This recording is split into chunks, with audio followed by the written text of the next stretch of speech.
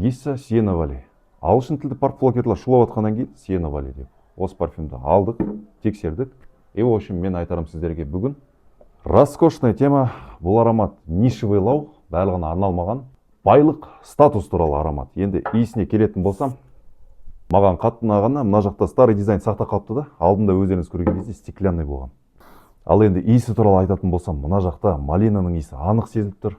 Кейін жаймен беспалевно гүлге ауысып, одан кейін барып, в общем, кеткізіп, уклон жасап барып, землянистый пачулиға кетіп қалады ғой. Кімге бұл иіс келеді? В общем, елестетсем, походкасы былай, короче, шуба киіп алған тойдан кейін бар ғой. Әпкелеріміз, тәтелеріміз шығып барады ғой былайша. И қасында, в общем, тоже бай бір ағашкада, гелик как минимум да. Вот осы иісті сезген кезде, почему-то сол кісілер елестеп кетеді да маған.